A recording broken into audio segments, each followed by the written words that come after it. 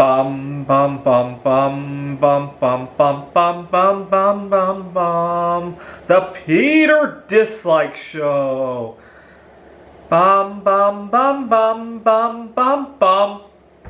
I really love it when the FOMC stirs the market. There is always a buying opportunity when the market stirs up, like how it is this week. And I find myself once again singing, "How low can you go? How low can you go?" I'm looking to buy silver mining stocks, obviously. Now here's a seasonality chart of silver. And historically, we get a good buying opportunity in the middle of September, maybe late August. What I'll probably do is dollar cost average over the next few weeks. Maybe split it up into 3 or 4.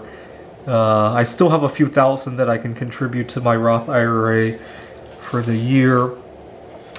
But I don't think this is the end of the Fed's hiking cycle, though. I think they will cut rates and then hike again.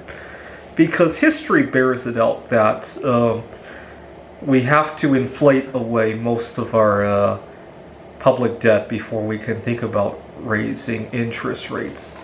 So if you look in the 1970s,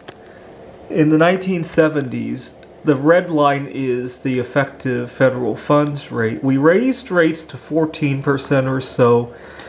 At the time, in the mid-1970s, our debt to GDP ratio was about 50%, I want to say. And then the debt to GDP ratio fell because we cut rates and we had double-digit inflation for a few years in the 1970s. Gerald Ford basically told everybody to social distance their spending, right? Whip inflation now, right? Win, right?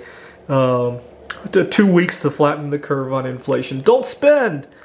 Obviously, we all know how successful that was. But we really needed that inflation in order to then raise rates to 20, when Paul Volcker raised interest rates to 21%. By that point, we had a debt to GDP ratio of 30-some%, right? Today, it's 140% or so. And as a result, the dollar lost 2/3 of its value in the 1970s. Gold went to $850 an ounce. Silver went to $50 an ounce. Which is the correct historic ratio, by the way. Historically, an ounce of gold buys about 15 ounces of silver.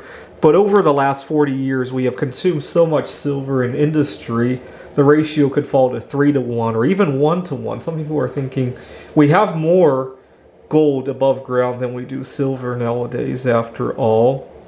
But we have more silver above ground than we do bismuth. So it's hard to say. But I think the 1970s is probably not what we're headed into. My favorite comparison is actually not the US in the 1970s, but Poland in the 1980s.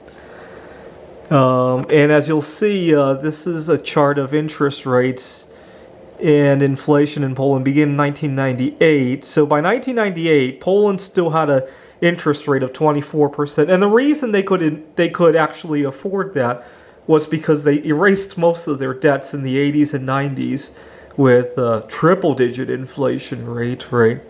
I wouldn't be surprised if we hit triple digits this time around, because think about it, when Paul Volcker raised interest rates to 21%, we had a 30% debt to GDP ratio. Basically, we were paying 20% of 30% of GDP for interest on the national debt every year, right? 6% of GDP went to interest, and we could scarcely afford that at the time, right? And